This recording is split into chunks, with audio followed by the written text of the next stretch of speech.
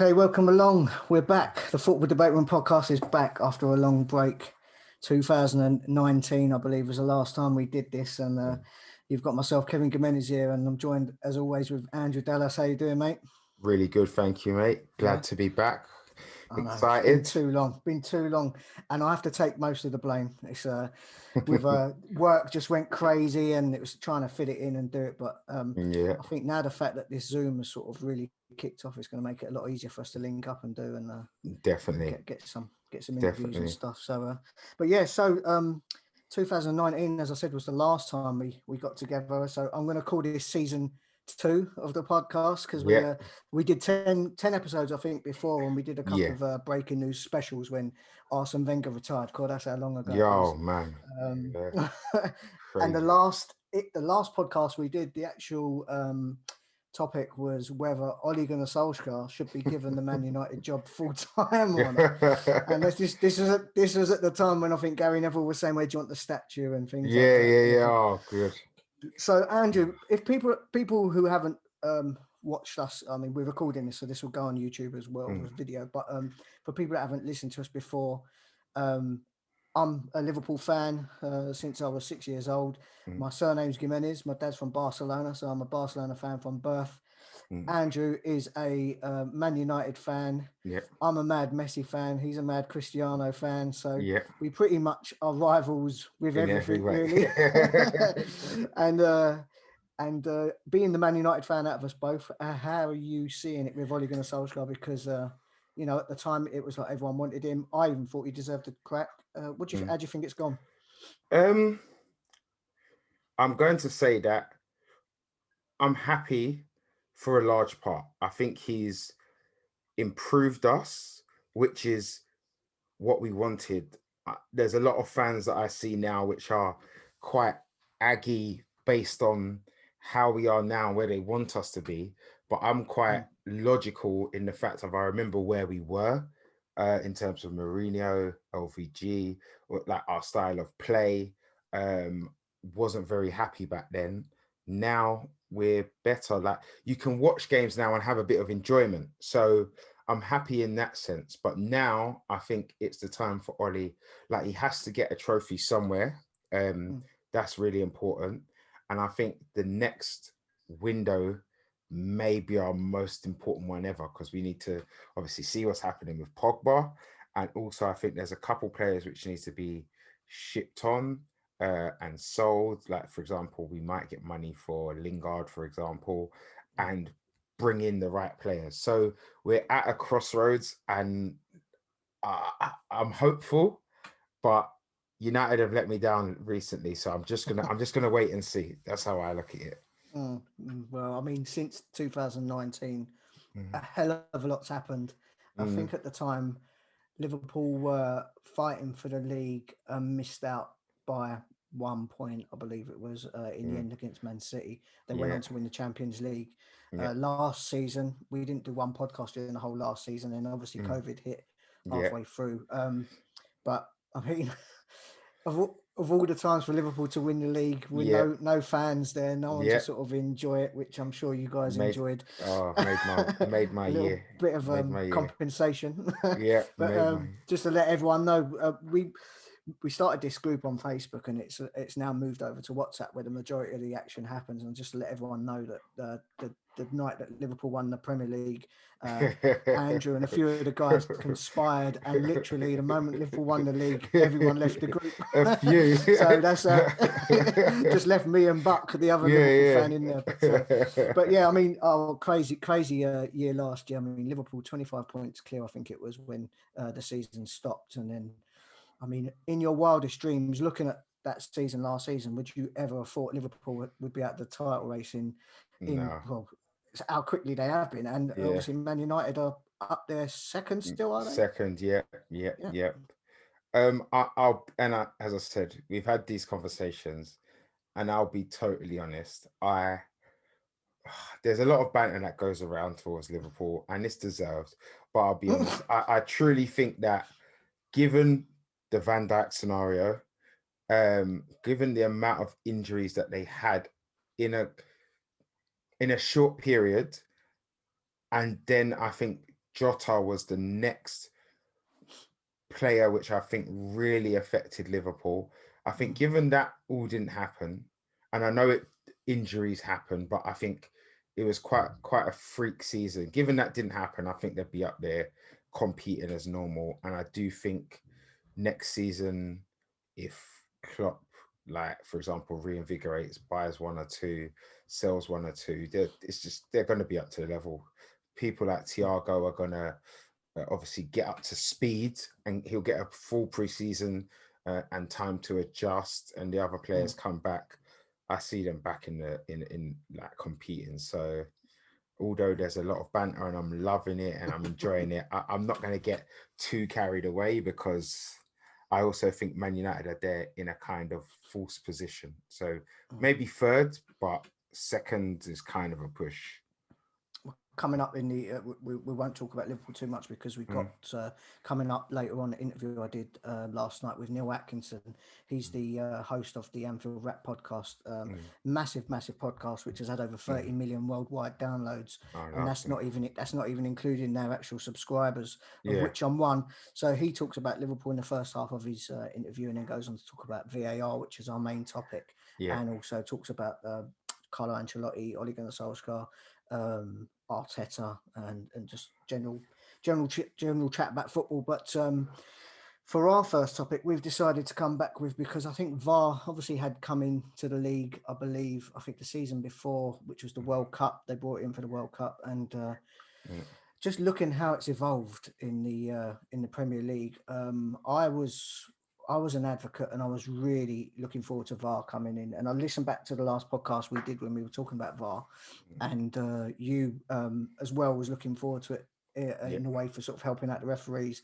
I've had a lot of stick from a certain Sean Maguire on Twitter over the time, because he's been anti it from day one, and I've called him a dinosaur because I thought he's not been willing to give it a chance where I was. But I've got to start saying I think he's right. And I think he's if he saw the problems that were coming, which I'm not sure he did, but if he did, he's been spot on. And for me, I never thought I would say this, but if I could choose to get rid of VAR now, I would vote to get rid of it, because it's killing the game, and the emotions going out of it. What I don't like about it is goals going in and you're not sure whether it's gone in. They're taking too long. All this armpits being offside. What VAR I thought was going to come in to do was to stop robberies and stop injustices happening. Now when you've got them zooming in with millimeter lines and drawing it to armpits, it's almost as if they're sitting there going, how can we cancel this goal? How can we cancel it? And that's not what anyone wants in football. Agreed. I think there still should be some kind of video ref, because stuff that gets missed off the ball, violent conduct and stuff. If someone's got a replay and you can tell the fourth official, you've got to tell the ref he's got to go there for, Zidane headbutt, which one of the comments is mentioned earlier. There still is room for VAR to be successful, but for me, I really don't like the way it's gone, and I never thought I'd say it. But how do you feel about how it's gone? Do you know, the craziest thing for me is that something like VAR, I thought, and it obviously was, but I thought it was you can't trial something like that in the Premier League, and you can't make changes to the rules within the season. Like, I think, was it the Tyrone Mings one? They changed a rule after that incident. Stuff like that makes no sense to me, because then it's not fair play throughout the whole season. Every single team hasn't had like the same set of rules. Do you see what I mean? So 1 week it could be, okay, this happens, and then a week after, and like they've been doing that all the way through the season, and especially with the handballs, haven't they? And okay, it I think that really ruined it for me. Similar to you, obviously, I was like, okay, if VAR comes in and it deals with the injustices and stuff like that, that's all we wanted. There were certain injustices which I remember one specifically in the World Cup. It was Tony Cruz, I think, or Germany against I'm gonna say, I believe it was South Korea or something like that. Something like that. And they like had the goal wouldn't have stood had they not had the Yeah, I technology. think that was the one And where it came off the defender, wasn't it? And they gave it yes, offside, but then they let exactly. no, yeah. Yeah, stuff like that. It was brilliant. Like for me, Yeah. I was like, in something such as the World Cup, where it's a whole country, you want stuff like that. And I thought, okay, if they bring that to the Premier League, it's going to be great.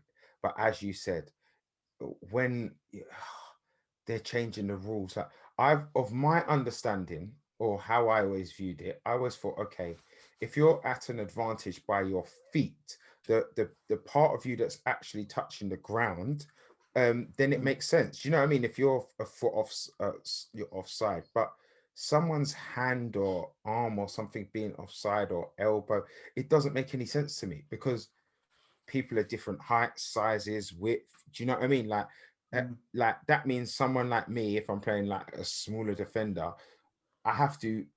How can you calculate like the inches that? Do you know what I mean? That you're going to remain on side, so stuff like that. Mate, Really, after this lockdown, my gut would be offside so many times. I'm telling you, man, a red wine oh, and cheese I've gone trust through. me. Jesus Christ! But But yeah, I know what you're saying. it's just ridiculous, and I think it's that this is the funny thing. When Sean Maguire was doing that at the start, I was like, you know what? I remember there was one game, but I don't actually remember which game it was, and I was like, you know what? This is right. Like this is nonsense. And at that point, I was like, no, if they don't change something, I can't agree with this. And then that was it. I was like, no, VAR's got to go. If it's going to be anything like this, it's got to go. And the thing is, it's probably gone about 700% worse. That's the craziest thing. From then, I just thought, okay, maybe they'll make a few errors and then it will be fixed and it will be sorted. And it's just got worse and worse. And for me, I'm just like, you know what? I'd rather see the back of it. I prefer, even if it was against Man United and we can see the goal. Like I want when someone scores, I don't want all this stop and start. Like I just want you to score, you run off, so you celebrate. Yeah. The But emotion remains. Peter Crouch made a point on his podcast. He said if VAR was around, he said he'd never have done the robot Exactly. because he said who's going Yeah. to do that robot, and then Yeah, all of a yeah, sudden yeah. you're waiting like, oh yeah, you Exactly. look all right, Yeah, Mark, if you've yeah. done that. But Exactly. yeah, I I mean, think I I'm with think you. didn't Alien do that the other day for Leeds? He done a big old celebration, Did he? guitar out and everything, and then got stopped. You have to watch that one. That's Yeah, but you funny. think of all these iconic goal celebrations like Bebeto, Romario Yeah, doing the baby, yeah, yeah, all these ones. You're thinking, shit, is it close? I mean, I think I watched the West Ham Arsenal game the other day, and Antonio headed it down, yeah, yeah, and yeah, yeah, Souček scored, yeah, and yeah. he didn't even celebrate. He He was didn't going, even he's celebrate. offside. Yeah, You yeah, could see yeah, him mouthing, going, yeah, he's yeah, offside, yeah, but he couldn't see at the time he headed it. He was just on. But yeah, I mean, I used to think, I used to get so pissed off with referees that ruined like blatant injustices. You know, like yeah, I always talk about these games. You know, like the yeah, Barcelona Inter Milan when they got the goal disallowed for the yeah, handball, yeah, yeah, penalty at the San Siro which was ignored. The amount of penalties at Liverpool I've seen that should have got and they haven't got. Goals that are offsides that have been given. And I yeah, used to think to myself, if VAR is going to stop all that, that's what I want, and yeah, I'm so up for that. I'm actually at the point now where I would rather risk a couple of yeah, injustices over my life yeah, than try and make it robotic yeah. because it's just lost all its But it soul. should have been, the thing is, and this is the thing, it should have been, for me, it should have been or still should be an easy fix. Like just don't complicate things. But what I can't understand is there must be so much red tape when they're going through this stuff, and this person agrees, this person doesn't agree, and they have to do this for financial reasons, that it's at the point where it's just like, you know what, just scrap it. Mm. Like it don't matter how much you've invested, just scrap it, because it's going to ruin. Like there are actually people that I would say like don't watch it now because it ruins the game. And I was like that at point, like towards the early stages, I was watching it because I was like, this is annoying. Like it's just one, we've lost a bit of enjoyment of football because I believe football's become a bit robotic anyway, because it's just become an athlete's game. Like, you know, like this a bit of the element of skill has left the game and stuff like that, and everything like has become stats based now, so it takes a little element off it. And then an additional to that, you've got all these kind of technology flaws, which is ruining it. It was at a point it was ruining it for me. And obviously Man United was in a bad place. I was like, you know what, I can't take this anymore. But yeah, I hope they fix it, because as you said, it would be a brilliant tool if they could fix it. But that's the thing. we Could just they have to fix it? wait. Because there's the I see in Holland they're doing a thing about the lines. You see all these Yeah, lines that they bring yeah, up for offside. yeah, They're making the lines 5 mil thick, so they're thick lines. So if the lines are yeah, touching, yeah, then it's onside. So yeah, it really does need to be that gap, that daylight gap, for it to yeah, be right, he's offside. yeah, That yeah, I yeah, think would really help, because yeah, the amount of offside decisions I've seen, when they pause it and it's and you go, that's level, right? yeah, yeah, yeah, 99.9% of football fans will look at that and go, that's level, get on yeah, with it. Yeah. yeah, yeah, No yeah, one wants to go, can we find yeah, yeah, if yeah, he's yeah, yeah, offside there? And yeah, that's what I mean. yeah, We were talking about today of a guy at work, Tony Mills, and we was talking about whether there could be some kind of way of bringing in like a challenge system where there's only like, you've got one challenge yeah, that you can yeah, make. yeah, And yeah, if you get yeah, it wrong, you lose your challenge or yeah, something. yeah, I don't yeah. know. There's definitely a way I it can agree with work, you. but Do you know what? That totally makes sense,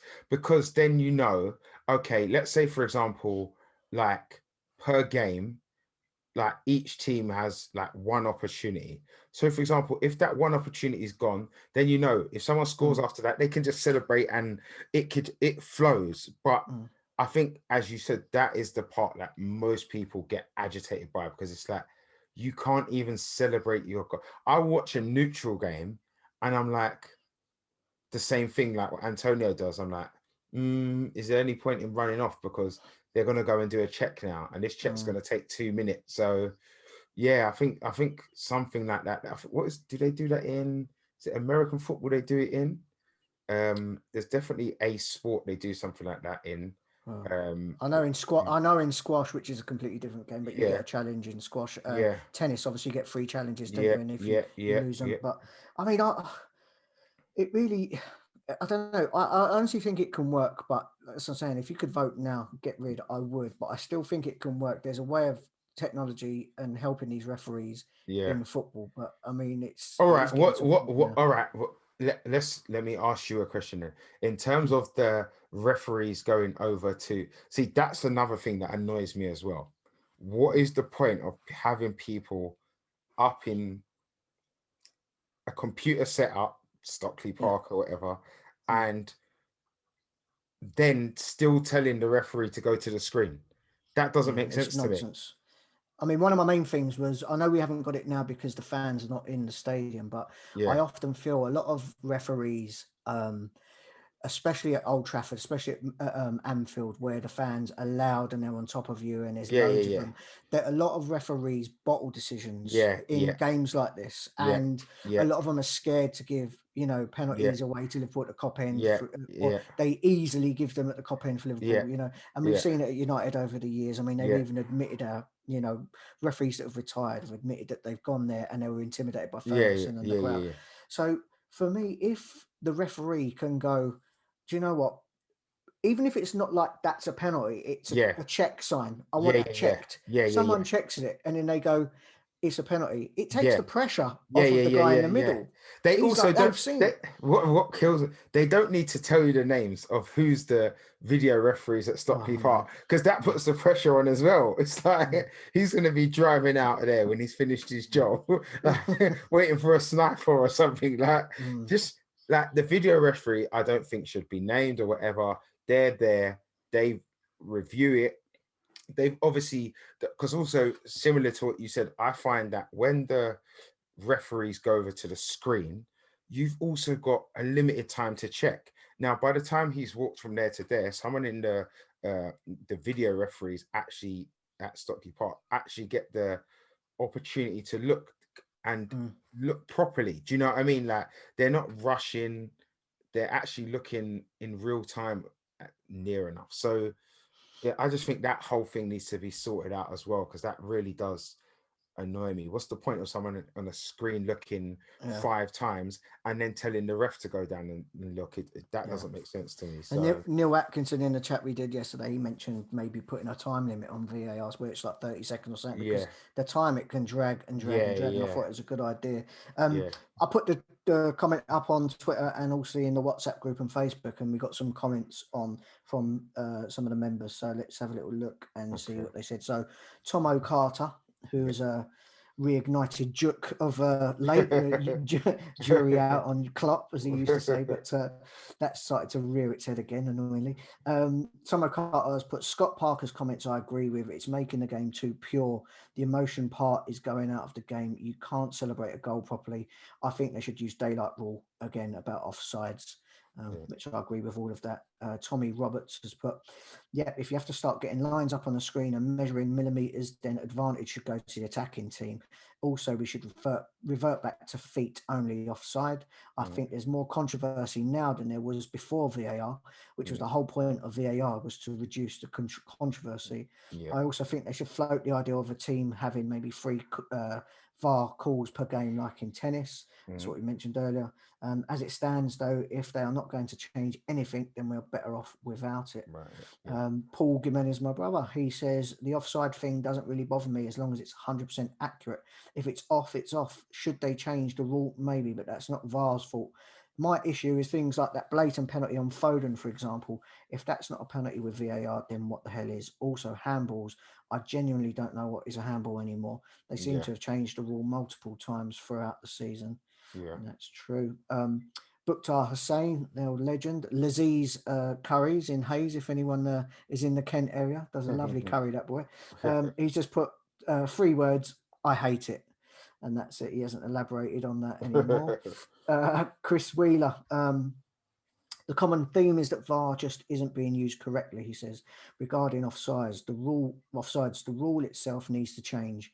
If VAR are zooming in so far that the picture becomes pixelated to try and ascertain where to draw the line, then it's not clear and obvious. Give the advantage to the attacking team. And I think everyone agrees with this, don't they? Anyone involved in football agrees with this. Yeah. Also, the rule that they've applied in Holland, where there's no daylight between the lines and it's not offside, is a good idea. I've mentioned that. I hate that VAR is taking the lead in deciding games. For me, the on-field ref should be taking the lead and just be guided by VAR. Bring incidents to their attention for review. What I love in Australia is that they've incorporated this approach with an open dialogue for fans to hear. You can hear the discussion process between the ref and VAR. And it's ultimately decided by the ref who gives the decision, and it's clearly explained, so there are no grey areas. I think that's a good point. I mean, a lot of people have said in American football that's the same. You hear the referee, you hear what he says and why he's given a decision. So it's I think that's something to agree with. Ace, I don't know what Ace's surname is, but Ace is a active member. He says, I'm a fan of VAR, but it's a waste of time. I've seen occasions when it correctly administers the rules and then it gets vilified. It incorrectly administers the rules and it rightly gets vilified. It can't win. I've said for ages, it's a waste of time for being used for subjective calls for 2 reasons. Firstly, you can't trust idiot refs to call a foul, red card, not respective of how many times they view an incident. We've seen it way too often, clear and obvious nonsense. Secondly, as we saw with the pen awarded to Arsenal on the last game they played against West Ham, I think it was, half the world think it's a pen. It might be a different game actually. Half the world think it's a pen, half the world didn't. VAR is damned if it agrees with the ref, damned if it don't. For example, both Jose and Keown criticised the use of VAR with the decision. I'm sure there were more, so that must have been the Arsenal-Tottenham game. Stick to matters of fact, he said, offside or not, but ball out of play or not, tackle inside the box or not, etc.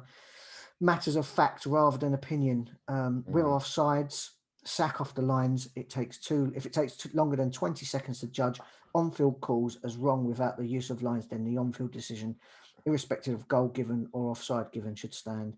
Players, managers and fans will cry about decisions if this happens, but they're already crying about the lines giving correct decisions as per the rules. The vast majority of time, because of time because let's get it right. We can all name a handful of wrong offside calls, but correctly gives hundreds. So they're saying they give hundreds of correct ones a season. You can't have it both ways, in my opinion. Without the use of lines, I reckon it would speed up decisions and improve the viewing. That's what we spoke about before. Niche Nutram said, get rid of VAR. Humans clearly can't use it properly. So until that's the case, we may as well scrap it. Talking about VAR every week is getting boring. So that's another one from him. Yeah. Aaron Southard. Is it Southard? Southard. Southard. Yeah. Aaron Southard. For me, as annoying as VAR is, it can be so important to the game. Imagine losing a cup final to an offside.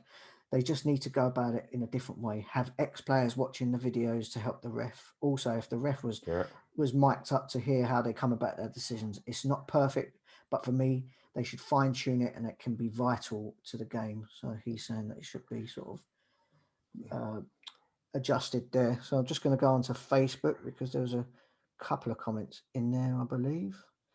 Any of them comments you agree with? Or that ex-players thing really hit me, because that is something I'm like, I truly believe that the referee position needs to be rebuilt.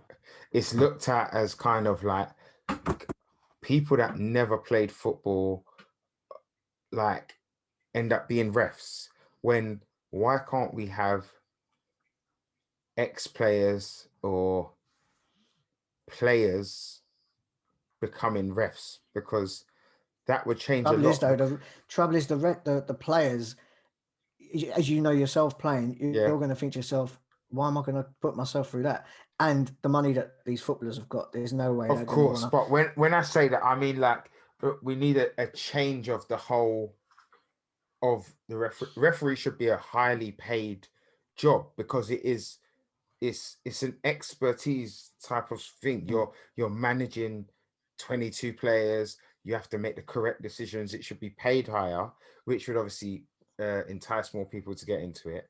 And then also, I feel like players, ex-players, for example, they understand the game. There's a lot of things that happen in the game which you only understand from having played the game properly. Do you know what I mean? Like the natural tempo of the game, sometimes people going in for tackles and like just making a rash challenge, but it wasn't intentionally rash, it was just this happened. I feel there's a lot of stuff like that which could be changed up. Obviously, this is me hoping, and this is a dream world, dream scenario, but I would love to see that something like that in the future, because I feel that a lot of these issues with the refs and stuff like that, a lot of them just come from them not having played football at a certain level enough to understand. So I agree. Couple of comments on Facebook. Ian Mackay, he says, I don't think there's a problem with the technology. It's like Hawkeye in tennis.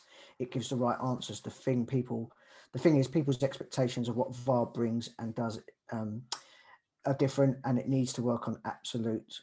Nick Thompson is saying that he thinks that for marginal calls, offsides just needs to be binned off. If it's a toenail or an arm hair offside, then it shouldn't be offside, clear and obvious.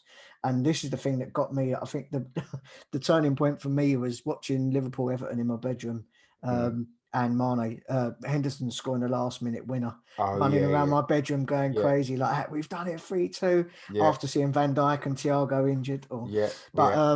And then obviously they done the lines, and even when they showed the replay, I'm like, he's onside. He's onside. And then it's like, oh no, his sleeve apparently is offside. It's like, that's not football. That's not football. It's just that just ruins it. Like that's I do remember that. Yeah, it's just silly, absolutely silly.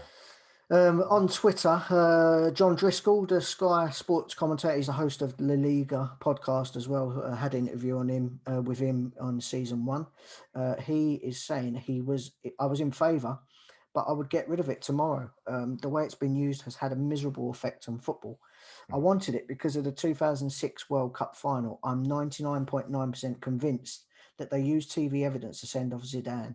The board being cleared before he headbutted Materazzi.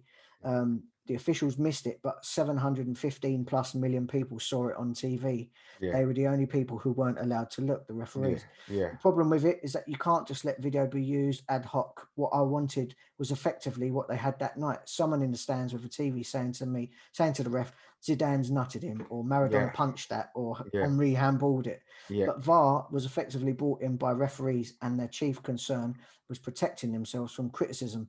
The obsession with the letter of the law, with offside to the millimetre, Yeah. is that it is miserable for the spectacle. It sucks the joy out of the game. Yeah. Having no fans in stadiums has done VAR a favour. It takes too long. It kills the emotion, and the fans in the stadium want it gone. Football League matches without VAR are a relief compared to the Prem, where a goal isn't a goal until a guy in Stockley Park has said so. Yeah. I would abolish it, but then we would have to collectively grow up and stop moaning about human officials making honest mistakes. Yeah. Managers and fans in the Championship moan about decisions, but I say be careful what you wish for. VAR is our collective punishment for moaning too much about match officials.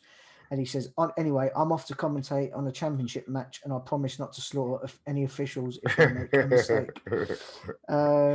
Scott Hughes has put 100% needed. The game's too fast for the old codger in the middle, but Mike Riley needs to get his mitts off it. Put an ex-player in charge of VAR. That's what you were just mentioning. Yeah. It'll bring the refs and the players closer together. 100%. Also, we need to hear the conversations, he says. 100%. Rugby, that's what happens in rugby. You hear the ref. See, rugby is officiated so much better. You have to have respect for the ref in rugby, otherwise you get sent off. That's obviously, I wouldn't say I watch rugby all the time, but from speaking with rugby fans and then obviously watching certain rugby games, that's what it is. If you don't have respect for the ref, if you talk back in a certain way, there's none of this swearing, like you get sent off. And they're taught that discipline. And also, when the refs make decisions, it's on the mic, you hear everything.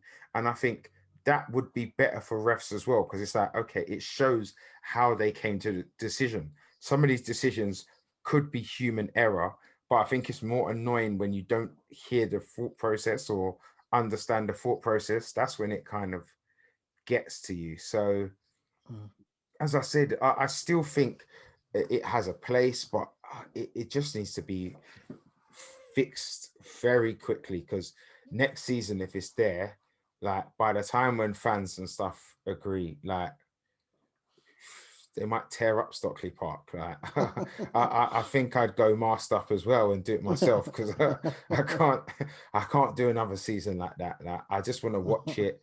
There's, as I said to you, when I'm watching United or whatever, I might be able to tolerate it just because I don't want like my team to suffer because of it. But I watch a lot of neutral games and I just want to enjoy them. Like I just want to watch it and not stop all the time. So yeah, hopefully they get it sorted. Yeah. A couple more comments on Twitter. Noel Donnelly says, I hoped it would be more like the video ref in rugby. I feel like it's taken all passion out of the game. Cannot celebrate a goal anymore. Needs to be more transparent. If I could bin it, I would. Also, it shows the standards of ref in England to be below average, which is very true. But honestly, you've got to watch La Liga to see real bad referees. I think this is the final comment off Twitter. Mark Baker. Mark says, I still think the debate should be split into two, being one, offside VAR, and two, decisions VAR. I'm an advocate of decisions going to VAR because the chance to get multiple views at a game played at breakneck speed should lead to better calls, unless, of course, you have poor VAR officials. Offside VAR is so difficult because it's clearly so tight that infuriates people. But what is the solution? The game has too much money involved to use the human eye to make, in many scenarios, impossible calls. It's very difficult. I think it's very fair. But so they're the comments that we've had in there. Obviously, feel free to jump on and comment again. We're going to go now to the interview I did last night with Neil Atkinson. Neil's the host of the Anfield Wrap. They've been going for, a very long time. And as I said, they've had over 30 million downloads worldwide. He's going to talk about Liverpool and the Anfield Wrap, how it started, and then talk a bit more about, in general, he mentions about VAR as well and touches on a bit more with Man United, Everton, Arsenal, a few things like that. So let's go over to Neil Atkinson and we'll be back after that. Okay, I'm delighted to be joined by Neil Atkinson. He's one of the main hosts of the hugely successful Anfield Wrap. Their podcasts are multi-award winning and they've had in excess of 30 million downloads worldwide. Neil, thanks so much for joining us. Thank you very much for having us, Kev. Great. So Neil, as you know, I've been listening to the Anfield Wrap from the very beginning, from day one. Apologies if you've sort of explained this before, but for the people that don't know how far it's come and from its beginnings, could you just explain to everyone sort of the journey that the Anfield Wrap's been on to the sort of giant it's become today? Yeah, we did our first shows in July and August of 2011. And it was conceived of by Andy Heaton and Gareth Roberts, the idea of doing something in person in Liverpool City Centre around the match and around that building a website. And the day the Anfield Wrap website launches, it's our second podcast, and there's 60 articles on there by about 20 different authors. It was quite the sort of explosion, a fair bit of drama in there. And then from there, we relatively quickly were offered the opportunity of doing a show with Radio City Talk in Liverpool, who's the sort of speech version of the commercial station, or was, in Liverpool City Centre. So they gave us a show. And then quite soon after that, they offered us a live experience. So the idea of being able to do something live at 5 on a Friday evening. And that was so important to us and so important to the way in which we sort of cut our teeth, really. So not only were we doing podcasts, but we were doing live radio. And everything we were doing was, broadly speaking, in person. And then we tried after that to do with like an online magazine, and it never really took. It was some video elements in there, and the idea that, on the iPads, as they were just beginning to come out, the idea you could scroll through and read magazine articles and all of that. And it was interesting. We learned a lot from where and why it didn't work. Like, I think one of the things we learned was what people wanted from the Anfield Wrap, not necessarily what people want full stop, but what they wanted from the Anfield Wrap was news and views about the football as it was happening. And the difficulty with doing a magazine was 6-week run times and all of that sort of thing. So the radio show and the podcast were still working really, really well, but we just couldn't drive people successfully towards the online magazine. And then in the autumn of our 2014, we decided to push into doing subscription podcasts are what people like. So that's what we chose to do more of. And in the March of 2015, we began to not just do 2 podcasts a week, one of which was a radio show, but to instead do somewhere between 10 and 14 podcasts a week, 2 of which remained free, one through the radio, and the rest were to be put behind a paywall. And it was a bit of if I say a last throw of the dice, it makes it sound dramatic. Listen, the Anfield Wrap one way or another would have sustained, but it would have been difficult to work out what to do with it from a business point of view, despite the fact that we'd done successful live events and we'd done successful podcasts and stuff on the radio. So it worked, frankly, and we were able to commit to it full time in a gradual sort of way. We were able to grow the team, and now we find ourselves in Liverpool City Centre with an audio product and a visual product. Still do 2 free podcasts a week, still do some free video, but we have paywalls and we've got an app, and we do somewhere between 10 and 14 podcasts for behind the paywall, and somewhere between sort of 5 and 7 videos a week for behind the paywall, some weeks even more than that. And every single week, that's what we do, whether Liverpool play or don't play. We've got to be more creative when they don't play.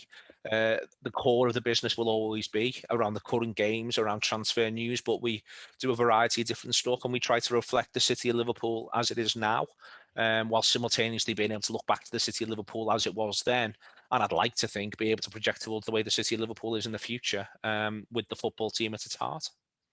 Yeah, no, it's been good to see it grow. I mean, I don't know what the plans are next for the Anfield Wrap. Obviously, this year hasn't helped to what's just gone on. But I mean, I've really been enjoying the audio documentaries that you've brought out, the ones that John Gibbons narrates, the player profiles and the history ones.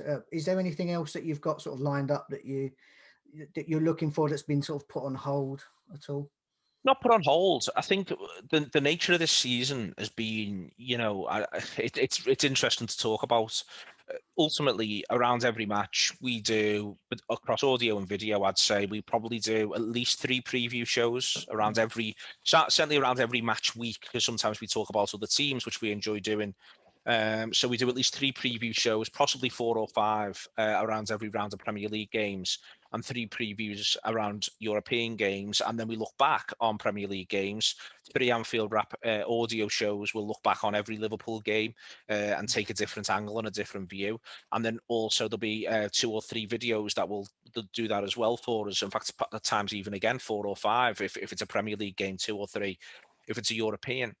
And what that means is that this season, because it's been so condensed and so intense for the footballers, and trust me, they're the poor bastards who've got to do all the running around, but it's not given a lot of room to be able to do other things.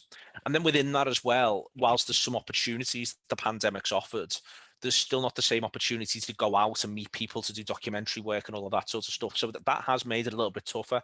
It's not been a decision to put things on hold because of the pandemic. It's more that the influence has been because you're just covering the games and covering the games. What you don't want to do is put a lot of work into something, launch it, and then realize that all anybody cares about is whether or not, whether or not Salah's going to be fit for Saturday, because then it'd be a massive shame. But that's the way people, football supporters do like the documentaries as you described, and they do like that work, but they care more in the moment about the match that's coming next. So you need to pick your moments to do that sort of work. So this week we've been doing a lot of stuff on how it's felt without football, and a lot of stuff taking a breath and looking ahead to next season and what needs to come next for Liverpool. And we've done that in part because the gap, Liverpool don't play for so long, it allows a bit of thinking and breathing room for this work, knowing that people aren't kicking our door down to say, if you're focusing on that, when are you going to do your weekend preview show on X, Y, and Z? So you've got to time these things a little bit, and what the pandemic hasn't allowed. If I say the more thoughtful stuff, that's a real insult, because I'd like to think that most of our work is quite thoughtful, but the more sort of considered, planned, edited, authored is perhaps the best word. The more authored content we've had to sort of just put on a little bit on the back burner. But I've been in meetings today about a load of stuff we've got coming in the summer, been in different ways about stuff, because that's where we've got to be creative. And that's where you get the opportunity to be creative. It's not like you've got to be like it's torture. You get to be creative. You get to have ideas, and you get to do the sort of work that you're describing, the player profiles and all of that. And I've really enjoyed the addition of the player profiles. I've enjoyed Ian Ryan's Big Hitters series this year. I've enjoyed Adam Smith's What Football Means to Me, doing things a little bit differently where we can with that space, while still remembering our responsibility is to talk about the football matches that Liverpool are playing and whether or not they're buying a centre-half, for an example. Yeah, I mean, I love the post-match stuff. It's if you win, it's great. You're sort of celebrating and listening to everyone else buzzing. If you lose, it's a bit of therapy that you've got other people sort of feeling your pain and sharing your pain, so to speak. But yeah, it's great. There's been too much of the latter for my liking. Yeah, I know. Well, we're coming on to that actually. My next question was going to be, obviously this season, in our wildest dreams, you would never thought we'd be out of the title race so early. I want to ask you, not for excuses, because I know that's very fashionable at the moment to say excuses, but reasons and logical reasons why you think this season's happened. I mean, I've got my own thoughts, but I want to hear what you think. Yeah, really. there are logical reasons, and there are well, I don't think they are illogical reasons, but I'll come round to them last. I think this season. Listen, I think you can't not discuss the injuries, and I understand why people don't like the discussion of the injuries. But ultimately, Liverpool were designed to play a certain brand of football that positions itself in a certain part of the pitch, and that is underpinned by the pace and the presence of both Virgil van Dijk and Joe Gomez. I think one of the things that I found difficult in the punditry class chat is to focus on Virgil van Dijk. Now, don't get me wrong, I think Virgil van Dijk is the best centre half in the world. And I think Virgil van Dijk is the best centre half in the world by the same distance that at his peak, Leo Messi was the best attacking footballer in the world. Not to say that Van Dijk is in Messi's class, because Messi's the greatest player ever to play the game. But my point is that you have Virgil, and then there's a massive gap, and then there's everybody else. There's one or two others. Koulibaly gets a mention. For that, you can read someone like Cristiano Ronaldo. But there is Virgil. There's a massive gap. There's everybody else. That said, I actually think that Gomez starts the season poorly next to Van Dijk. When Van Dijk gets injured, by the time Gomez gets injured, he's playing ever so well at the heart of that defence. And I think there was times last season where I think that Gomez was terrific. And his ability to cover, to read the game, to do well enough in his physical battles, but to also be remarkably quick on the turn is really important for Liverpool being able to play as high as they could. And the entire way in which Liverpool play as high as they could underpins everything that Liverpool try to do in terms of being on the front foot, pressing brilliantly, being first to every ball and penning teams in and eroding their confidence over a period of time in order to create good opportunities to stick the ball in the back of the net. And I think you genuinely can't look past what the injuries to the two of them does. Now, that said, I think that there will be a couple of conversations, I think, between the ownership, Mike Gordon, Michael Edwards and Jurgen Klopp around whether or not it was a wise move to let Dejan Lovren go and replace him with a left back. Now, Liverpool supporters clamoured for 2-3 seasons saying, we've got to cover fullback, we've got to cover fullback, we've got to cover fullback. Oh, I'm still here. Oh, yeah, no, it just cut off for a bit there. Sorry. Don't worry. So Liverpool supporters clamoured for years saying we've got to cover fullback, we've got to cover fullback, and I understand why that was the clamour and the discussion. But ultimately, the spine of a football team is where you need to have extra footballers. The spine of the football team is the bit that matters the most, and Liverpool effectively compromised having a fourth centre half for having a second choice left back. And I think that was a mistake. So while I think there's reasons, there's also a couple of mistakes in there. I don't think the squad build was quite right. And then come the start of the season, the plan is, will you move Fabinho back? But the issue with moving Fabinho back is that means that you're going to have to move Henderson back into 6. And with Henderson, there's a big question over, well, not a big question, but a relatively moderately sized question about his ability to go game after game. That said, I don't think Liverpool thought that Matip would have such a poor injury record this season and that you would effectively need Fabinho to, at least for a long period of time, become a centre-back. So all of this has knock-on effects really, really quickly, and then those knock-on effects end up pushing up the pitch. Within that, I think that, Firmino's form's been a problem, but it's not a huge problem if there's other players around. But Mane's form's been a problem. And then that collective lack of confidence, especially in the league, spreads like wildfire. And we end up at the point domestically where Salah's form is now a little bit of a problem as well, domestically. I feel like for Liverpool, European football still remains different and there's still promise through the season in terms of European football. And then within that, you've got this chaotic structure. You have not a great injury for Trent Alexander-Arnold, who it transpires also has COVID. So he's struggling on the right-hand side. They don't trust Nico Williams to fill in for him with all the other things that are going on. I think if you've got Joe Gomez and Virgil van Dijk, you'd probably play Nico a little bit more, but they don't trust that because it's chaos around. And all of these things, it's, the way Liverpool play is like the way any great side play, Guardiola's Manchester City, they play, it's like, it's the finely tuned watch. And cog after cog after cog has just slipped out of place from a Liverpool point of view, and they can't get the cogs back into position this season. And I don't think they're going to domestically, to be honest with you, Kev. I'm not one who, I don't feel fourth place is a runner and rider for Liverpool at the minute, because to get it, there's 9 games left. They'd have to win 8 and draw 1. I think, looking at it, doing the maths, that's what they'd realistically need. And not, there hasn't been a point through this season where this team's looked like it can win 8 and draw 1. After Van Dijk's injury against Everton. They just haven't quite looked like they've got that in them, or when Gomez gets injured on international duty, I should say, because they win the 6 after Van Dijk gets injured. But from when Gomez gets injured, at no point have they put a run together where they win 8 out of 9 games. So I don't think they can, and I don't think they can fight on 2 fronts either. So I think it will need the full reset. The thing is, though, I don't think it's terminal. I don't think that Liverpool's issues are terminal. I don't think they speak of a complete sort of the need for a root and branch rebuild. And the other part of this, which some people would say was illogical, but I think is perfectly logical, is that I think the cornerstone of so much of what Jurgen Klopp's done since he's come into Liverpool in 2015 has been built around the support and the relationship between the fans and the support. Yep. I was reminded today of when he took the players to the fans when we drew 2-2 with West Bromwich Albion. Yeah, I was there at that one. And he got loads of grief for that afterwards from Yeah, a lot of so old did I. and a lot of old head Liverpool supporters gave a lot of grief as well. But what he was saying that day, he was telling 2 stories. One was to the fans to say, if you give us everything, these will give you everything. And one was to the players to say, if you give everything, you'll get everything back from them. Mm. And if you go through that season, there's three major things that happen at Anfield. That's the first one. The second one is the walkout against Sunderland. And the third one is the Borussia Dortmund game. Mm. And they tell a story of a fan base that is genuinely really well connected, really well networked, really close, really tight, but which can also have massive implications for what happens on the pitch. And I think at the end of that season, Jurgen Klopp is able to sit down with everyone at Liverpool and say, you know, the thing that happened at Sunderland, that's what we don't want. Do you know what we want? We want the things that happen on the other side. And Klopp's a kickoff merchant. Like Klopp, when first day he comes, he kicks off on the photographers for taking his picture loads. The second group of people he kicks off on is the Liverpool supporters for not being right. You know, and I think that's a massive credit to the way in which he is. You know, he's kicked off on just about everybody in that surrounds him on English society and you name it, he's kicked off about it, Klopp, and I love him for it. He's an absolute narc.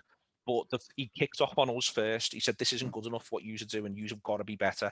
And I think everything he's been about with his players and with this team was that cornerstone of you do this for these people. And I think there's so many instances as you go through year on year on year. You know, I was lucky enough to be in Rome when they got through to the Champions League final. And it was really clear they got a banner. The players, they came back out. They got in front of us all because we kept him forever in Rome. And they got a banner about Sean Cox and they all held the banner up. And I think each of these moments as you go through really crystallized the idea that that team was connected to these people and that's what Klopp was about. And I think Liverpool have suffered in the absence of those supporters, not from the point of view of roaring or putting the opposition off, just instead that sort of reminder that this is who you do this for. You won the league for these people. You just went out there, you won 26 out of 27 games to ensure no one has a chance of finishing ahead of you for these people. This is what you did, and this is the why. And I think Liverpool have struggled for the why. And I think if you look through a lot of great players and a lot of great sides, I think there's a difficulty that it has when its why disappears. And what I mean by that is that it's not as simple as the why is obviously to win at the very highest level, but there are other whys because it's not like every great team with every load of great players and doesn't win the league every year. That's not what happens. Not everyone can win the league, so you've got to have other whys. And I think it's difficult to get a group of players who are used to glory at the highest level to fully commit every fibre of their being for a fight for fourth. I think that that's not where Liverpool need to be now psychologically as a group. They need to be fighting for first and fighting for honours and fighting for silverware. That's who they now are. But I think if you've got 55,000 maniacs there reminding you of the why, reminding you that your why is you're just playing for them today. You're not playing for you're not playing for the league. City have won that. That's gone. Don't worry about that. And I think Liverpool have missed that at the high ebb and the idea of being acclaimed as champions, and they missed it at the low ebb when they lose the first league game in '65 against Burnley. That's the moment they need to be clapped off. That's the moment they need a big thank you from those supporters saying you know the Liverpool teams that won 3 leagues on the bounce didn't go 65 games at home unbeaten. Let's clap these off and let's say, right, we all start again a new run. And they haven't had that either. So they haven't had the highs and they haven't had the comfort in the lows. They haven't had the bollocking in the lows if it's not going well enough. And I do think that a massive part of the Klopp project has been that. And the loss of that, I think, has really hurt these footballers on top of all the other adversity they've had to deal with and a couple of bad decisions in the run of Well, the man that said that you was a better pundit than him, Gary Neville, he said that he's often brought up many times that when you go to Anfield as a player, the pressure that the opposition feel under from the atmosphere and the noise, they're just not getting that now, are they? I mean, that's another thing that I think is massive. Yeah, I think that's right. But I think on that, I think that is right, and I think it's worth saying that the atmosphere, the noise, but also the pomp.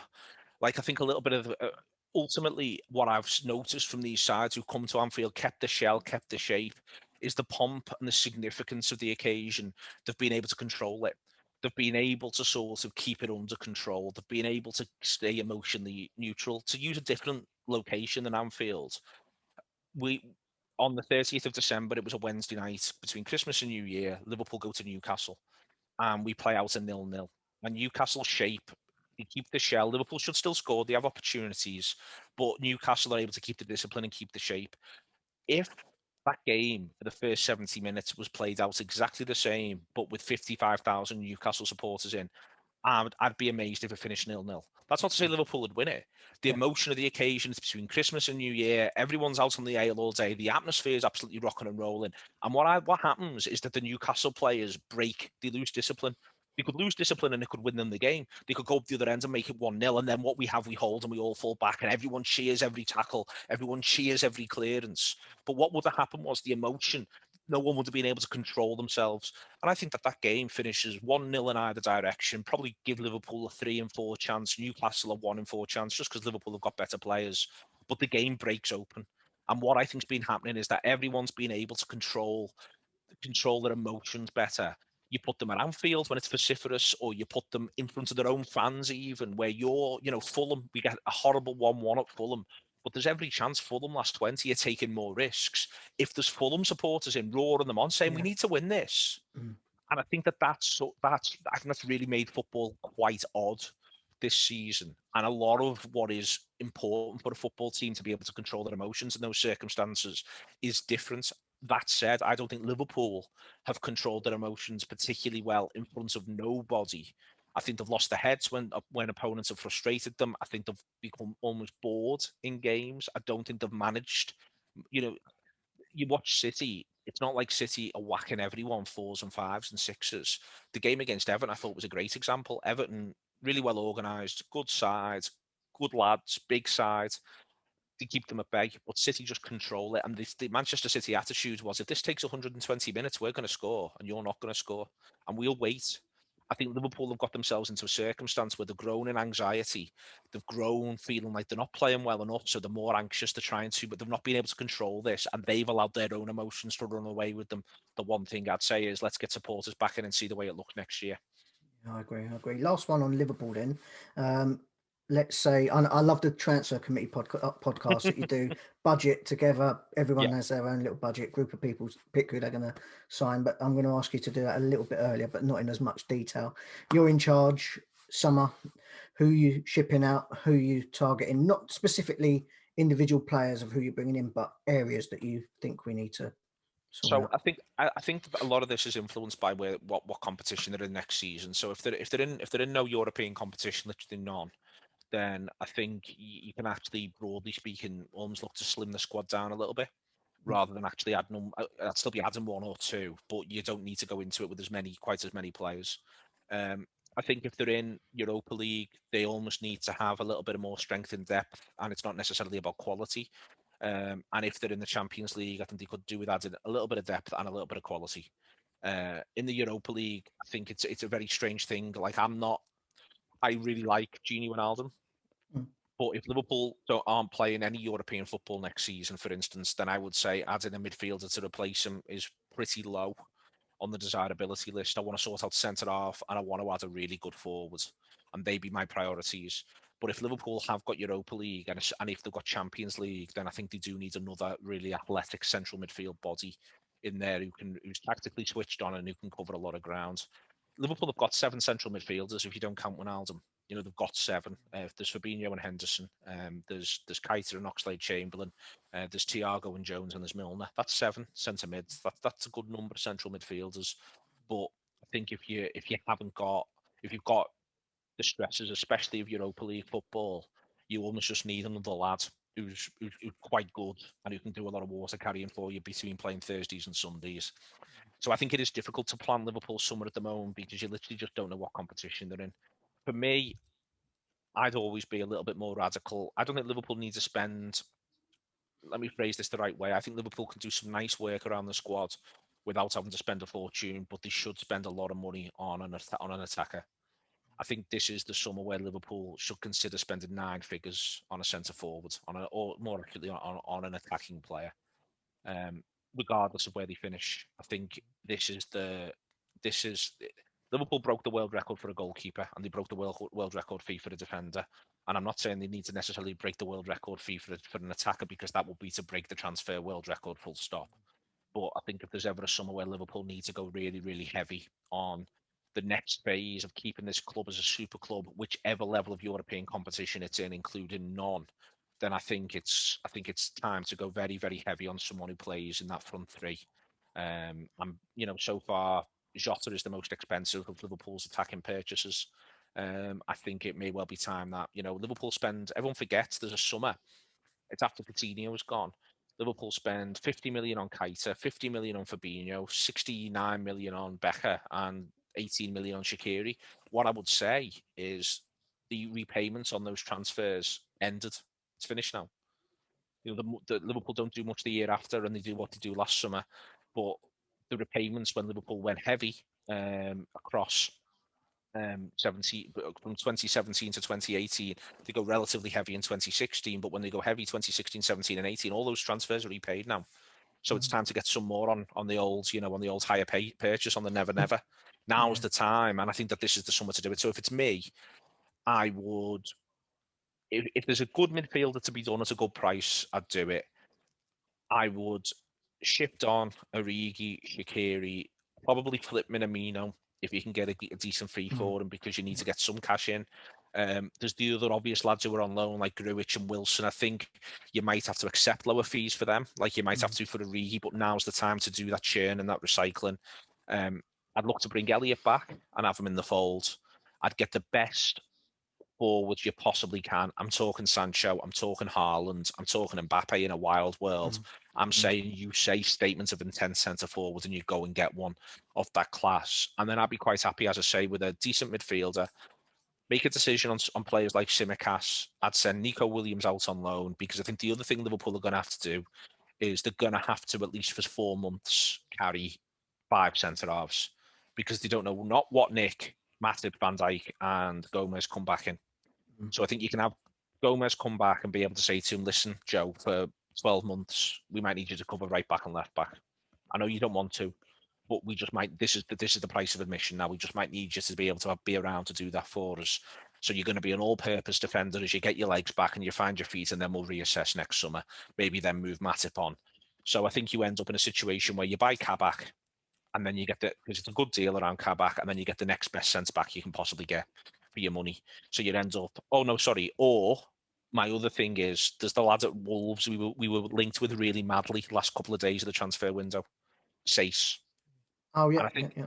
and I think from a Liverpool point of view, Sace, he's a big lad. Yes, he's 30, but if you could get him on a little 2-year deal or something, so you buy Kabak, you get Sace, and you put 100 million quid on the centre forward.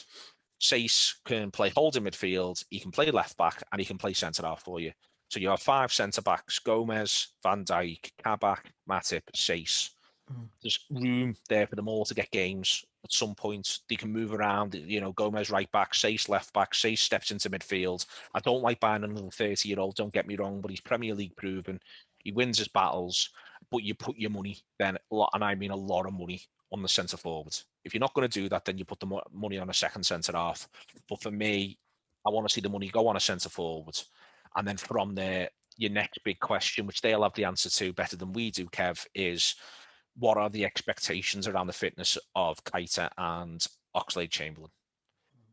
There needs to be an answer to that at Liverpool. I think it's really interesting they brought the new head of recovery in last couple of months, because for me, if I'm trying to plan next season, I don't think it's fair to be able to ask and expect a 100% answer on the question of what state are we expecting Gomez and Van Dijk to come back. But I do think it's fair to be able to ask someone and say, how many league games can we reasonably expect out of Keita and Oxlade-Chamberlain? Because if you can expect a decent number of league games out of them, because we're going to condition them, we're going to do this work with them, that work with them.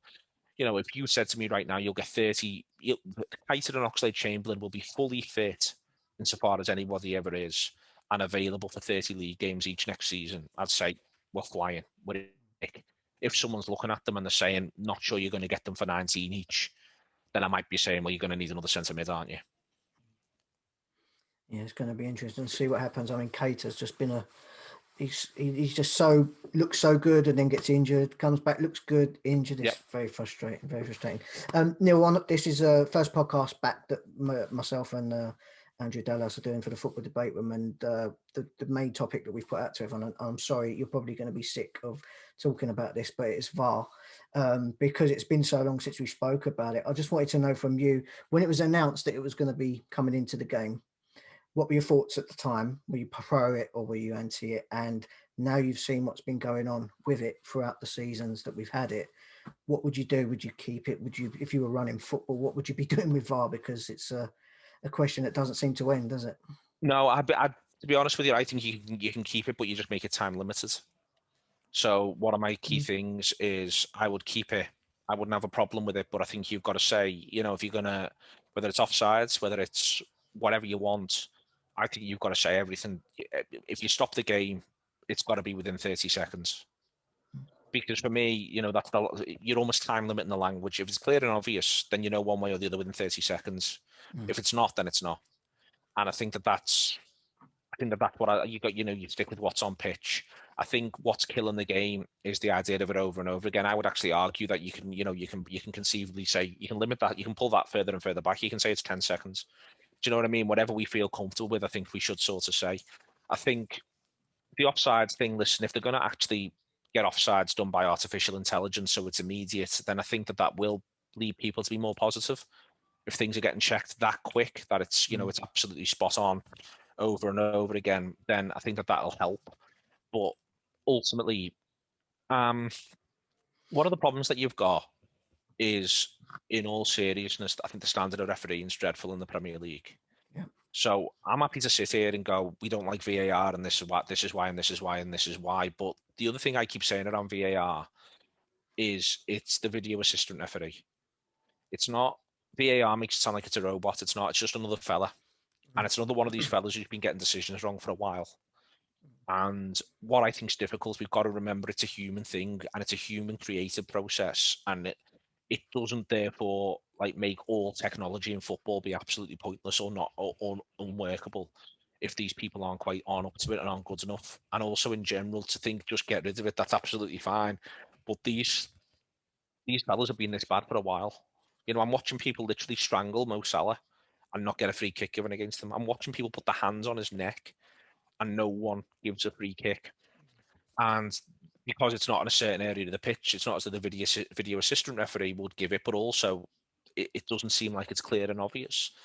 And I think in general, there are issues around English refereeing. Now, listen, there's issues around the way in which the video assistant referee has been used in other countries, and there's issues around the refereeing in other countries. What I think is really interesting is I feel from the outside, and occasionally inside with Liverpool, that at Champions League level, it feels like the video assistant referee process works smoother, and the quality of the refereeing is better. So what that tells me is that what all of this is it's actually a conversation about the standard of refereeing. That the best referees get Champions League games, they get nominated by the peers and by the national associations. They're the ones who get to go and do Champions League games. We send Anthony Taylor, which is staggering.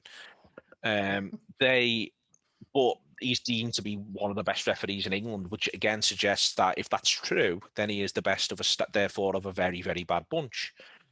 When we get referees from overseas in the Champions League, repeatedly, I feel games flow better. They're actually more physically aggressive.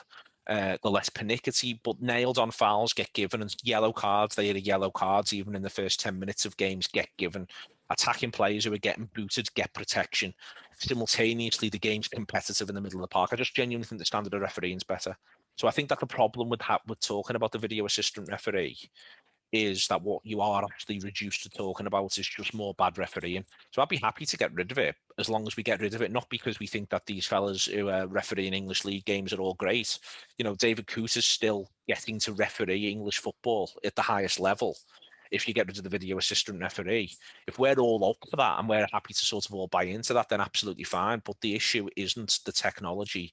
It isn't even the time limited aspect of it or otherwise, although as I say, that is what I do. It's the fact that these fellas just aren't very good, and they're not very good at a lot of the basics, and they seem.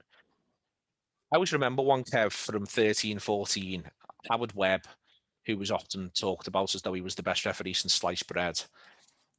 We go to Arsenal in the 5th round of the FA Cup and we get a pen. Suarez gets fouled in the penalty area. We're flying at the time. We've beaten Arsenal 5-1. And Suarez gets fouled in the penalty area. I think Arsenal are 2-0 up at the time. We get a pen. Yeah. Gerrard scores at 2-1. 10 minutes later, Suarez absolute nailed on penalty. I remember. And Webb doesn't give it. And I think the reason Webb doesn't give it is in Webb's head, he thinks, I tell you what, he's dived for one of these. And if I give both, and then I look at the telly and I see the back page of the papers tomorrow, and Liverpool win this cup tie, I am gonna get slaughtered because everybody says he's the cheat, this fella. And I think he doesn't give it because he's concerned about the media and the media backlash, genuinely. Because he thinks if he's con me for one of these, I am going to get it in the neck. And so he doesn't referee the incident. He referees the idea that it's Suarez, there's already been one, and he referees that context. And it's Sunday, it's the 4:30, it's the game that everyone's watching, it's Arsenal versus Liverpool, it's on BBC. Do you know what I mean? That's what he's refereeing, and that's what he's thinking I've got to protect myself from. These fellas are doing. I think these fellas are thinking, right, Jamie Carragher and Gary Neville are going to pull me to pieces on X or Y, so I've got to make sure, and I can't do this, and yeah, Salah does that. And then that stuff further reinforced when, for instance, in the game just gone, you've got Neville saying that the way in which Kane wins a penalty, is cute. You might not like it, but it's cute. And then within that, that opens up a whole world of stuff. Is that for some players, mostly English ones, it's cute. For others, it's cheating. It's bringing the game into disrepute, and all of this sort of stuff is an ongoing problem. And I think that referees are, to be fair to them, in the midst of that maelstrom. They're in that ongoing problem, but ultimately they're just not good enough. And I think that the fellow who appears from the outside, there's 3 referees, one of which I think is good, one of which I think is a head case, and one of which I think is last. But they appear to care the least about the perception. So the one who I think is good is Oliver, and he just cracks on. The one who I think is a head case is Mike Dean, capable of anything at any time. And the one who I don't think is very good, but is very strong. And Martin Tyler once said something on a commentary, is Martin Atkinson. And there was a commentary, and I think it might have been the Origi foul in the run up to the goal, giving goal at Old Trafford, where Martin Tyler said it'd take a brave video assistant referee to overrule Martin Atkinson. And I remember thinking, what if he's fouled him and he's missed it? Then it shouldn't be about this clash of personalities. Like, here's Martin Atkinson, what, he's going to go to Stockley Park and knock him out? Is that what we're meant to think? That's ridiculous. But it's that idea, I think, within all of this, that I'm fine for these fellas just to be humans and for them to have characters. I really am. But then we've got to sort of acknowledge all of that. And then what we've also got to say is, can we just try and make it a level playing field for all the footballers, whether they're the England captain or not? But Shearer once nearly kicked a lad's head off his shoulders. Shearer used to do unreal things when he was England captain. He used to do My dad always things. goes on about that. England captains get away with murder. He nearly volleyed Neil Lennon. Was it Neil Lennon, Gilbert Street, wasn't it? Yeah. Unbelievable. Well, I mean, we've seen it, but without being funny about it, Kev, we've seen it. We've seen the benefits of it. I've seen Gerrard referee games. I watch Paul Scholes referee games. I've seen Gerrard referee games. Gerrard basically gets Tony Hibbert sent off. He basically says to the referee, "You've got to send him there." And the ref goes, "Well, you are England captain, Stephen, and a legend of the game. You're right, son. Tony, come here, red card." Well, we've seen the benefits of it, but I think that's where referees, that's where they have got to be really, really good and really, really strong. And I've seen, as I say, I remember towards the end of his career, Lampard, I felt like Lampard was refereeing games. As I say, Scholes was refereeing games. Liverpool have benefited from it as well. I'm sure we have historically. But these fellas have all got to be better. But just because it's Kane, he gets a free, shouldn't get one from the media either. A couple of quick fire questions then before we let you go, Neil. Ole Gunnar Solskjaer, Man United manager, good enough for the job or not, in your opinion? Not in my opinion. I think that it feels at times like Manchester United are going to relive what Liverpool did after 1990, but in a different order. And for me, Solskjaer is really reminiscent of Roy Evans. And I mean that as a compliment, in a sense, to both of them, in that I think Evans does pretty well in a difficult scenario with a slightly difficult group of players and gets a lot out of a squad. I think that's what Roy Evans has done. I think that's what Solskjaer is doing. It's done with a lot of force of personality, but it's not a force of personality in a traditional way in terms of it being very alpha male. It's very much about getting the very best out of people and getting the best out of them in a certain relation. But whether or not there's an ingredient that takes you that extra 10 strides that you need to do to be able to, for Evans, it was match Alex Ferguson, and for Solskjaer, it's match Klopp and Guardiola. Whether or not that ingredient is there, it might not be. So ultimately, Solskjaer might end up proving himself to be a really quite good manager at a difficult time, but not one who can secure the major honours that Manchester United should expect and that budget should expect.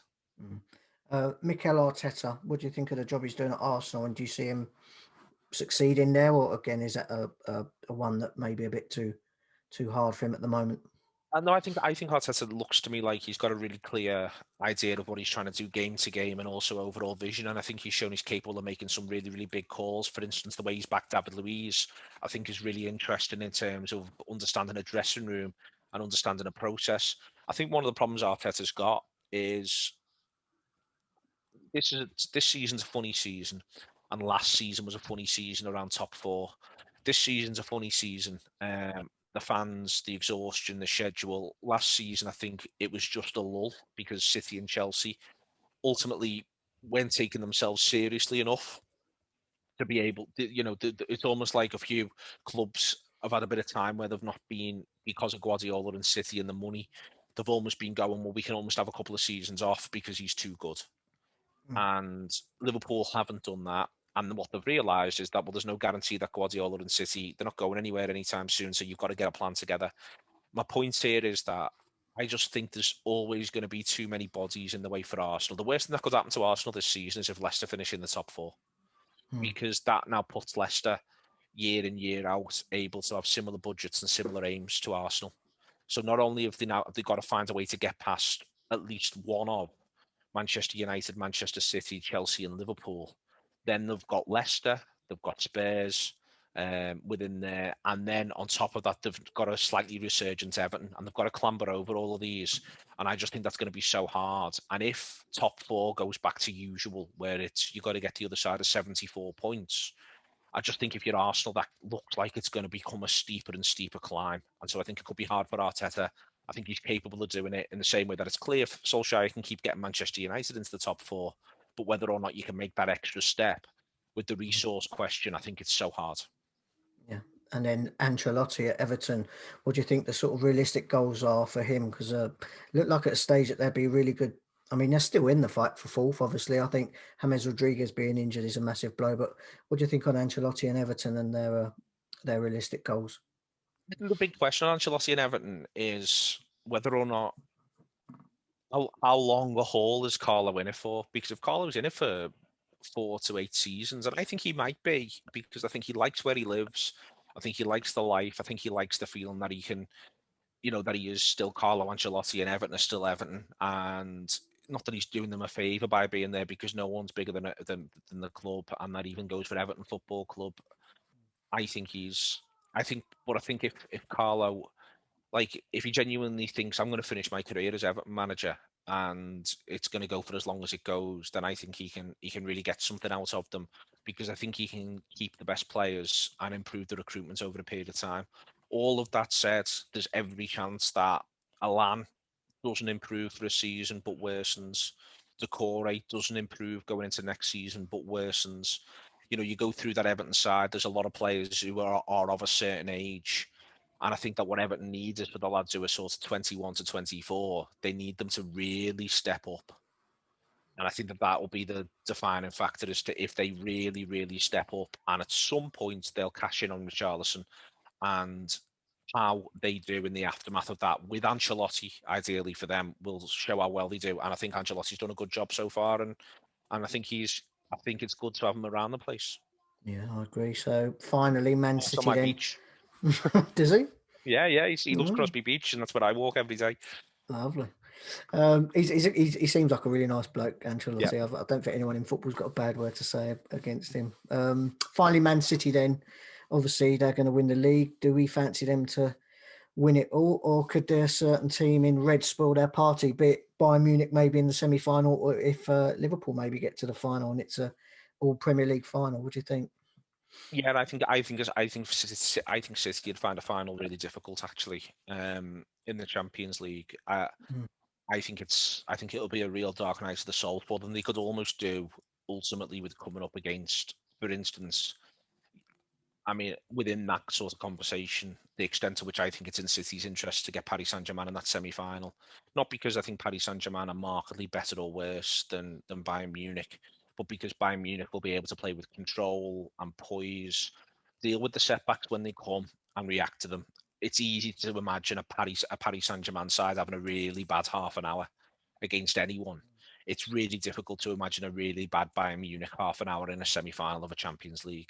So I think that that's the City problem, is that I think City have got a bad half an hour in them even now, even this season, even after all the control they've shown. And I also think that the Manchester United defeat was a real reminder that City have been brilliant at managing game state, but it's one thing to manage game state level or ahead. It's another thing to manage it if you end up a goal behind. And I think that at some point to win the Champions League, City will have to keep their nerve in a situation which isn't friendly for them. And that's where I think it'll be a real test for them, because I think they will feel as though this season is such a massive opportunity. And I've seen this City side in the past find that moment a difficult one to deal with. And so if I say, I think City could well be the best team in Europe, but the best team in Europe does not win the European Cup every year. And in a lot of years doesn't win the European Cup. And I think that City, there's going to be a sticky 20, 25, 30 minutes at some point for Manchester City. And how they deal with that is going to define whether or not they can lift the honours. Time will tell. Listen, Neil, thanks so much for doing this. Just wanted to give you the opportunity to tell everyone where to find the Anfield Wrap and where to subscribe if they wanted to join. And the AnfieldWrap.com and download the app. Download the app, probably the best way, on the Play Store or on the Apple Store. If you just go in there, find the Anfield Wrap, download the app, you get some free tokens. You can listen to the subscription-based stuff there if you want. There's the free stuff that's on there. There's the writing and there's the video. Great. Neil, thanks so much for doing this. Really appreciate it. It's a pleasure. Cheers. Thanks, Neil. Bye. Okay, thanks to Neil for doing that interview with us. I'm sure you'll agree he's a really good talker of football, and up with Graham Hunter, who we had an interview with in season 1. I say that too. Probably, in my opinion, they're the Messis of sports journalism and podcast. So cheers, guys, cheers, Neil, for doing that, and hope you guys enjoyed it. Right, last thing before we wrap this one up then, mate. Champions League draw and the Europa League draw has been made. One of my teams is in it. Your team is in the Europa League.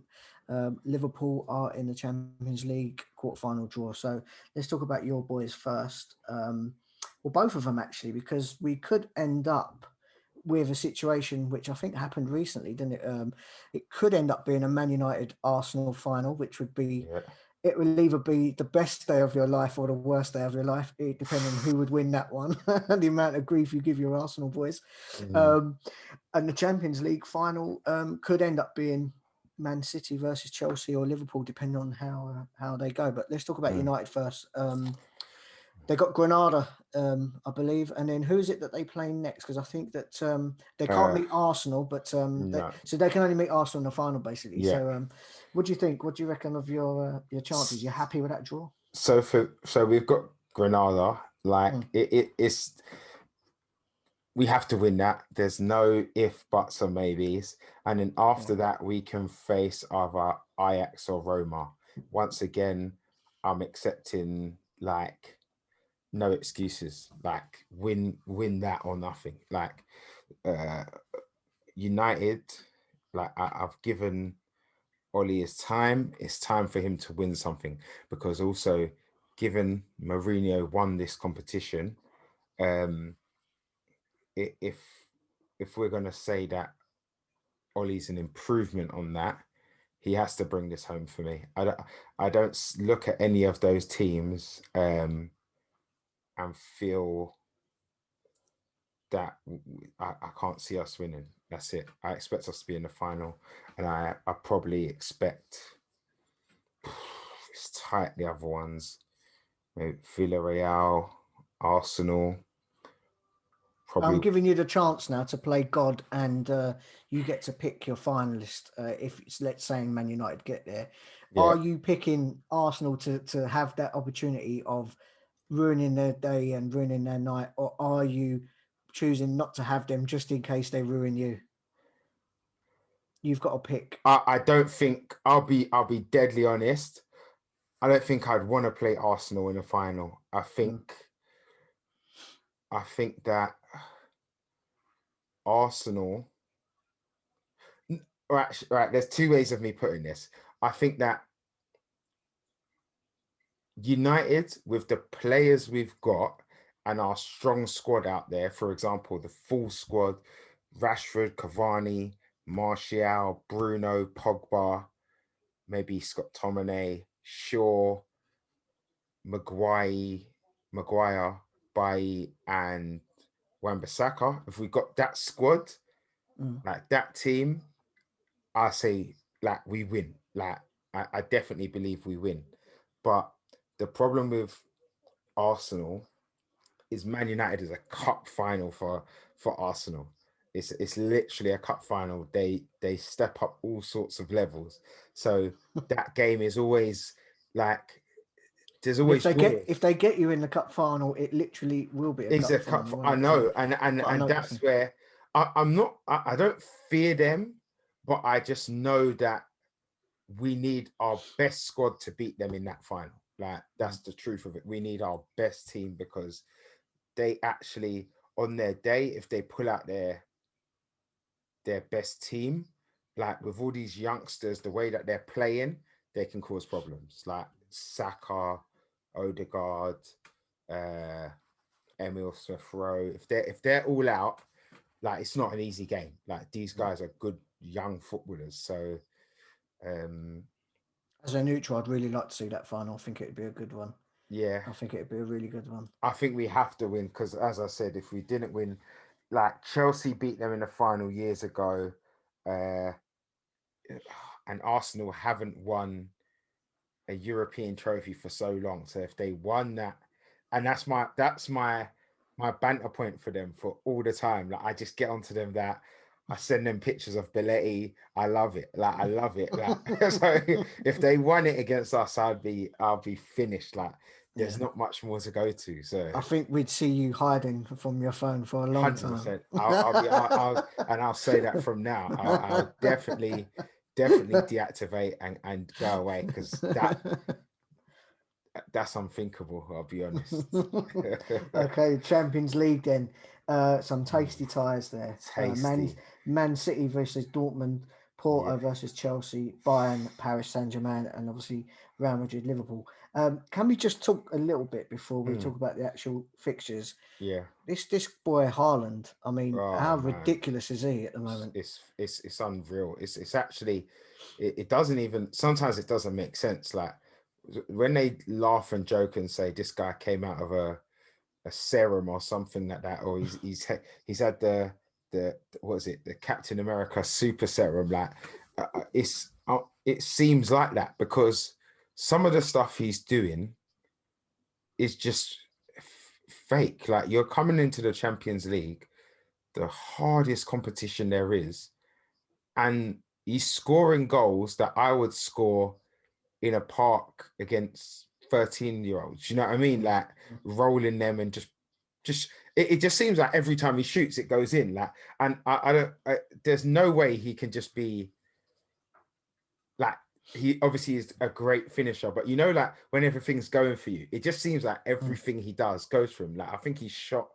on the weekend in the last minute to equalize on like the 93rd minute, and he shot and it went through the keeper's legs. It's just like everything goes in for him. So it just looks to me that just crazy. I haven't seen a finisher that good in that at that young age ever. I haven't seen a young finisher that good. Yeah, that young. you're right. He's just you're right. ridiculous, and he seems to be.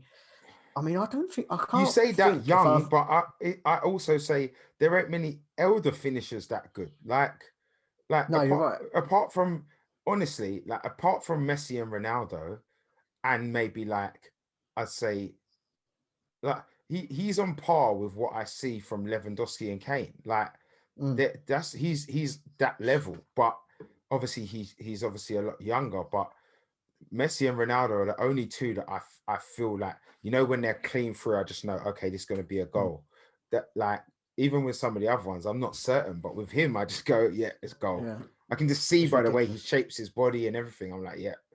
I mean, the runs he makes, the power he's got and the strength, and he seems to just breeze past people as well. Glides, isn't it? That's the thing.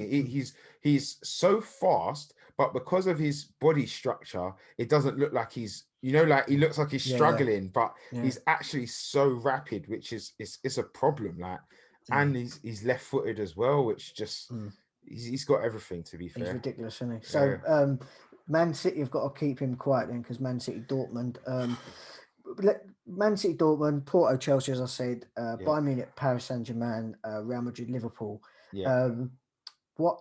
Do you want me to go through each game? Well, I would just, I don't. Yeah, let's do that, because like Man City, Dortmund, City are looking so strong at the moment. Yeah, Looking like City are winning that. Dortmund, I've even watched, like, Dortmund obviously have got here in the Champions League, but in the league they look really, really bad. Like, I've watched them a couple times and they don't look like they're going to, like, I can't see them beating City, I'll be honest. Like, So that's one thing I was going to say, because I can't, I don't think I've watched a Dortmund 90-minute game in, yeah, well, since Haaland's been there. Probably may have caught one or two, but not been watching properly. Is yeah.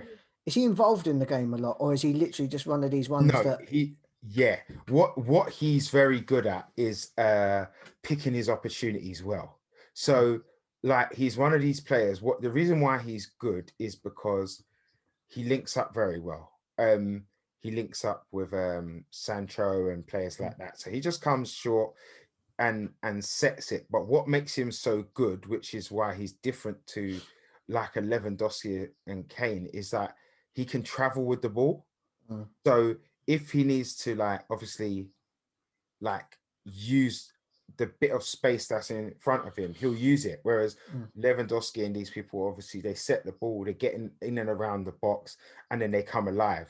I think that's why he's so good, is because he can actually run with it and powerfully as well. And he's, as I said, he's a better dribbler than probably people give him credit for. It's just that he looks a bit unorthodox, but a bit gangly, don't he? yeah, exactly. Yeah. So you're going City to beat Dortmund, despite the Haaland obviously being there, but you think City, and then they will play either, this has got to be the tie of the round, really, Bayern Munich versus PSG. I mean, I haven't really seen much of PSG since Pochettino's taken over. Bayern Munich just look like they're going to steamroll the league, as they usually do. And they sold Thiago to Liverpool, and Kimmich has come in there, and he's just, well, from what I've heard, he's ripping it up. I don't know if he's injured at the moment. No, he's or a not, monster. but I need to check that, actually, because I used to watch a lot of Bayern. Like, I obviously love watching Bayern, but I haven't watched them recently. But prior to, I think that may have been the last time when I did watch them, is when Kimmich got injured. But he's a monster. Bayern versus Bayern PSG. Obviously, that was the final last year. What are we? What are you thinking on that one? Who are you going to put your money on to go through? You know what? So hard, but I just feel like it's so hard. That one. Here are them long pauses that Chris Wheeler talked about. Yeah, no, that one is so hard. I don't even want to put myself out there and say one this time, because it's like, I agree with you. It's one of them ones that can go either way. Yeah, I think that one just depends on the game. Like, both have unlimited class. I think my head would always go with Bayern, but the firepower that obviously, like, PSG have, like, it just depends on the game. But if I was to call, I'd say Bayern. Yeah. Okay. And then Porto, Chelsea, I think no one's going to be picking anyone but Chelsea there, really, are they? Yeah. Nothing but and then Real Madrid versus my boys Liverpool. Now, Real Madrid, I don't think, are the monster that they used to be. Then they're third in La Liga, or I know they're fighting for a second place with Barca, because Atletico, although Atletico were pissing the league, they've sort of dropped their lead to only think about 3 points or 4 points. But I've got to be honest with you, I wanted Porto, obviously, like everyone would have done, but I think getting Real Madrid probably was the next best draw for me, I think, because I fancy Liverpool's chances against them, and then against Chelsea in the semi. It's true. One of them ones that can go easy way, but I'd still fancy Liverpool over them. But what do you reckon on Madrid, Liverpool? Who you backing on that one? I'm backing Real Madrid, you know. Yeah, I think, having watched them a bit lately because of my boy Benzema, who I just have so much, I just feel that what they're showing, they're going through that period where they're obviously trying to maintain distance. So they're so switched on, you can just see it. Like, they're scoring in 90th minutes. They're not really losing any games due to. They are starting to do that a bit more, actually, score last minute goals. Yeah, I've been watching, I've been seeing that. Yeah, but exactly. And I think that trait, what I always find is, like, it's almost like Liverpool have stopped competing for anything. So their mentality's dropped off, their speed of play and everything's dropped off a little bit. Whereas Real are still in the moment, and I think that will carry them over the edge. If I'm honest, like I just think once there's two teams meet, I just think they're mentally in a better place, and I think that's gonna serve them well. So I'm gonna. My dad's been watching a lot of his Catalan TV, which he does, and he's been seeing a lot of reports that Real Madrid fans are delighted with the draw, and they think that because Liverpool are so low in the Premier League at the moment and not having the best, they think they're in the final already. So they're counting their chickens. So I feel Liverpool's is too disjointed at the moment. Like how many players are on form? Mane's not on form. What I've seen, Firmino's not on form.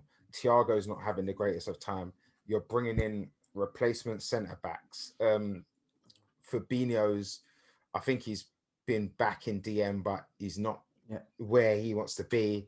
Hendo, and then you're having issues with Trent. Trent's dropped out the England team. So I think a Liverpool fan I saw yesterday, he was saying that like Robertson's the only player that has been on form this season, essentially, like all the way through. So but it's a tough one. I think, but then you think to yourself, this is their season, isn't it? It's all going to be on this. So if they're on it for a couple of games against Madrid, on it a couple of games. If the fans were there, I'd be probably saying something different. But like,